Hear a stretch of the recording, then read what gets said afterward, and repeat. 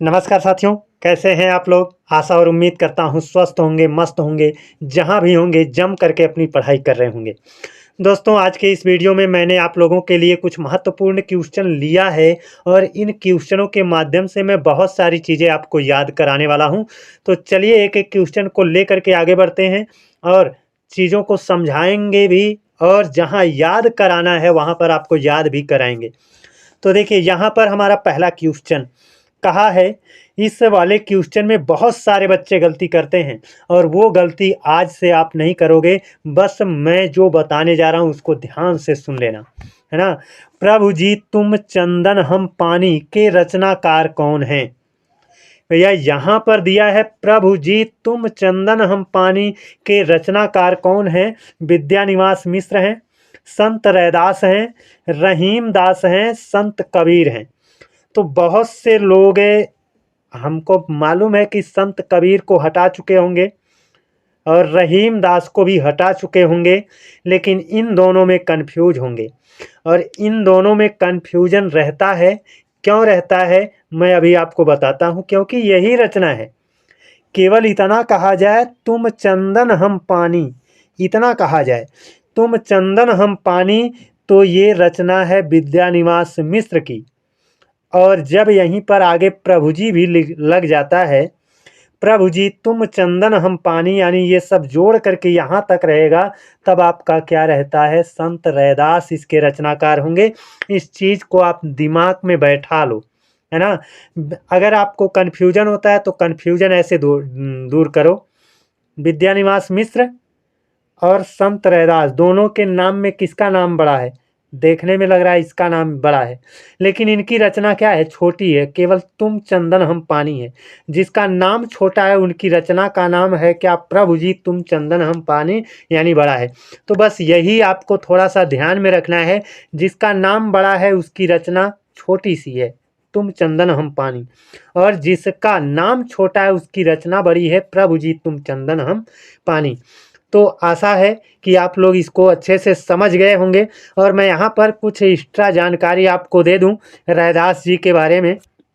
इसका उत्तर क्या हो चुका है? रैदास हो चुका है, संत रैदास, है ना? जब केवल तुम चंदन हम पानी रहेगा तब रहेगा विद्यानिवास मिश्र। रैदास, रैदास तो भाई किसके गुरु हैं?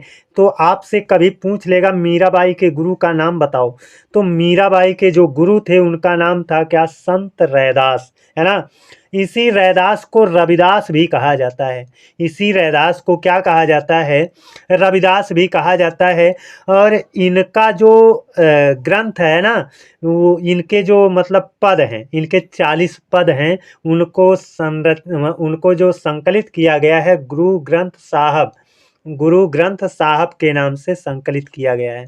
याद रखना, गुरु ग्रंथ साहब, गुरु ग्रंथ साहब के नाम से किसकी रचनाओं को, यानी किसके पदों को संकलित किया गया है? तो संत रैदास के। तो सारी चीज़ें आपका क्लियर हो चुका होगा। संत रैदास को रविदास भी कहा जाता है, मीराबाई के गुरु हैं और गुरु ग्रंथ साहब के नाम से इनके 40 पदों को संकलित किया गया है। अब बढ़ते हैं अपने अगले क्वेश्चन पर।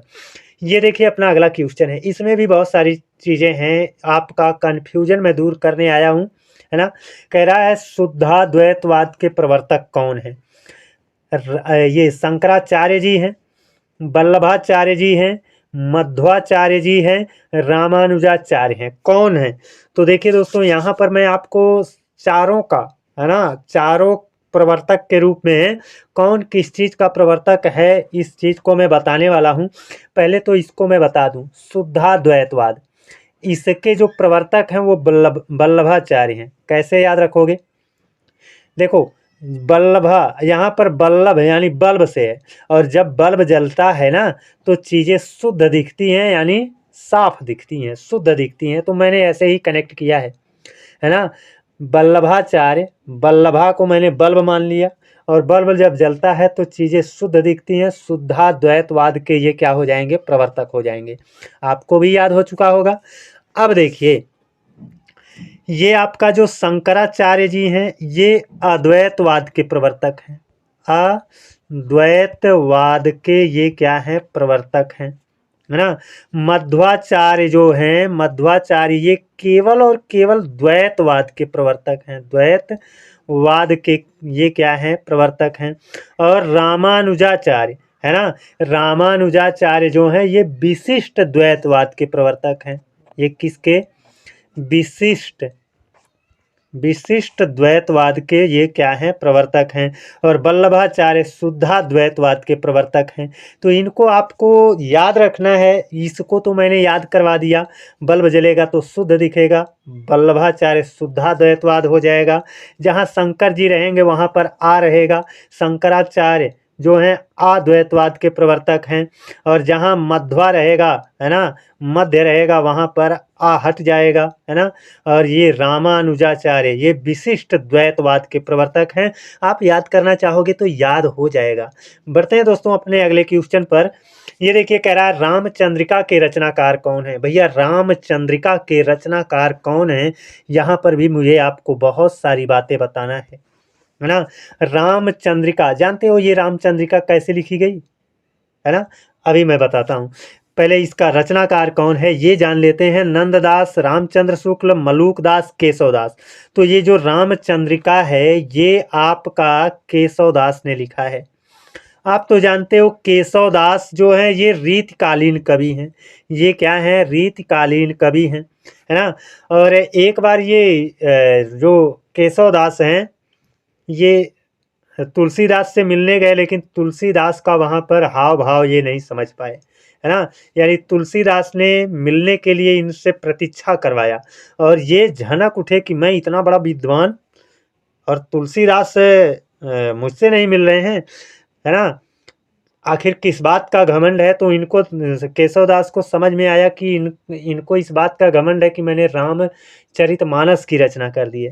तो केशवदास झनक करके वहाँ से आए और बताया जाता है कि एक ही रात में उन्होंने एक रचना की जिसका नाम क्या रखा, रामचंद्रिका। तो रामचरितमानस के, है ना, रामचरितमानस जो आपका है उसके उपलक्ष्य में इन्होंने उसी को लेकर के उन्होंने जो रचना की है केशवदास ने, वो रामचंद्रिका की है ना।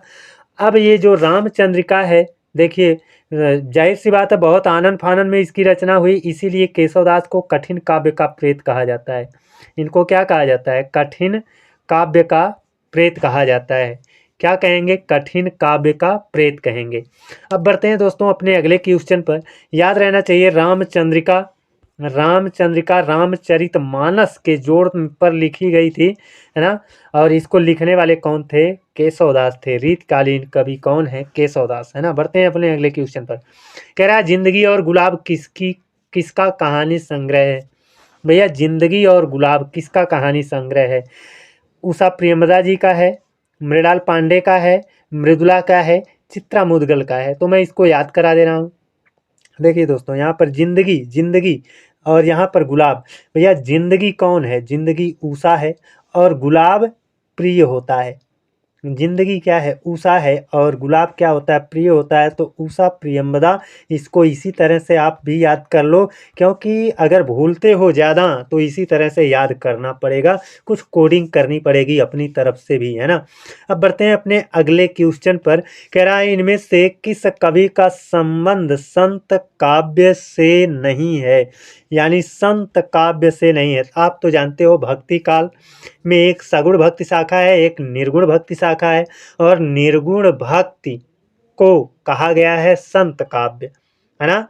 निर्गुण भक्ति में भी दो हैं, एक प्रेमाश्रयी है, एक ज्ञानाश्रयी है, और जो ज्ञानाश्रयी है उसी को कहा गया है संत काव्य, है ना। जो ज्ञानाश्रयी शाखा है, जो ज्ञानाश्रयी है उसी को कहा गया है संत काव्य, है ना। और ज्ञानाश्रयी में कौन आता है, कबीर आते हैं। कौन आते हैं, कबीर आते हैं, है ना। कौन आते हैं, कबीर आते हैं, रैदास जी आते हैं। देखिए यहाँ पर दिया है कबीर दास हैं, रैदास हैं, धन्ना है। ये तीनों लोग ये संत काव्य यानी ज्ञानाश्रयी शाखा के अंतर्गत आते हैं। लेकिन ये जो अग्रदास है ना, ये आपका संत काव्य यानी ज्ञानाश्रयी के नहीं है। हमने कहा ना कि जो भक्ति काल है वो दो भागों में बटा है, एक है सगुण भक्ति। तो जो सगुण है, सगुण में क्या किया गया है, किसी ईश्वर की उपासना की गई है, और वो उस ईश्वर में एक राम भक्ति शाखा बनी है, एक कृष्ण भक्ति शाखा बनी है। तो ये राम भक्ति शाखा के अंतर्गत जाते हैं। ये किसके अंतर्गत जाते हैं? राम भक्ति शाखा के अंतर्गत जाते हैं। कौन? अग्रदास। सगुण भक्ति शाखा, सगुण के अंतर्गत रहेंगे, राम भक्ति शाखा के अंतर्गत रहेंगे कौन? अग्रदास, है ना। और अग्रदास का एक अन्य नाम भी है ना। इनको ये जो अग्रदास हैं, इनको अग्र अली भी कहा जाता है ना। अग्र अली भी कहा जाता है। बढ़ते हैं अपने अगले क्वेश्चन पर। कह रहा है अपनी जमी अपना आसमां, है ना। यहाँ पर एक बिंदी होनी चाहिए। अपनी जमी, है ना, अपना आसमां। आत्मकथा किसकी है? रजनी तिलक की है, कमल कुमार की है, अनीता राकेश की है, चंद्रकांता की है। किसकी है ये रचना? तो इस रचना के जो रचनाकार हैं, अपनी जमी अपना आसमां, है ना, इसको कौन कह सकता है? तिलकधारी ही कह सकता है, यानी रजनी तिलक।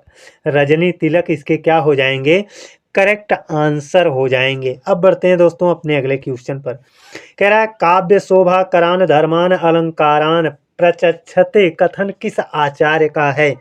ये जो है कथन, है ना, काव्य शोभा करान धर्मान अलंकारान, है ना, प्रचक्षते कथन किस आचार्य का है? आचार्य मम्मट का है, आचार्य दंडी का है, आनंद वर्धन का है, विश्वनाथ का है।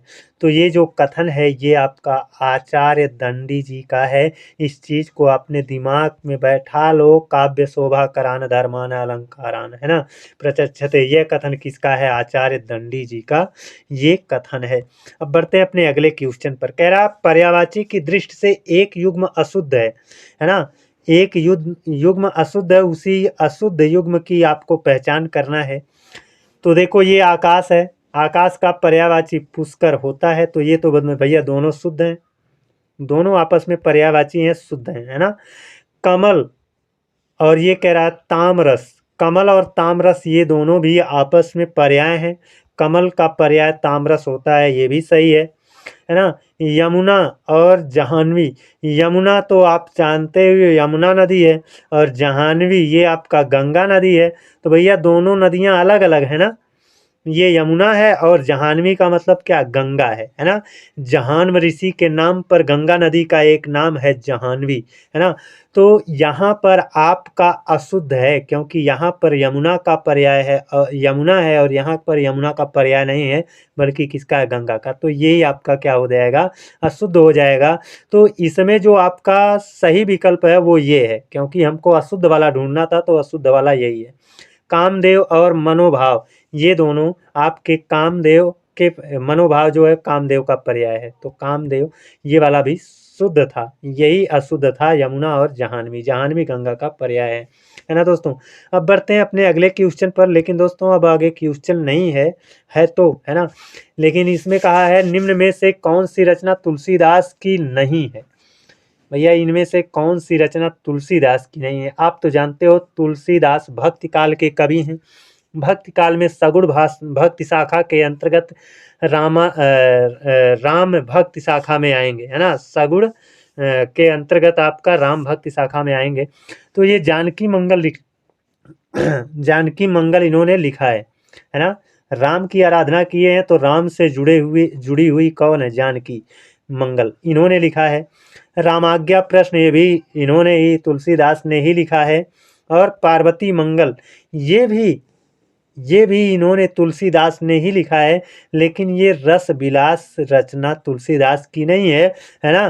कर्मकांडी एक कहा जाता है ना, एक कर्मकांडी रचनाकार हैं, कर्मकांडी हैं, उनका नाम क्या है?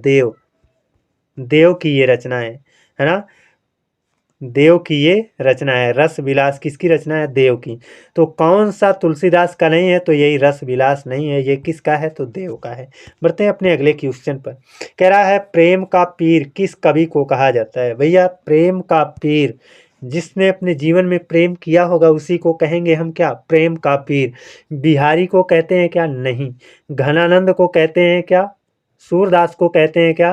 तुलसीदास को कहते हैं क्या? किसको कहते हैं?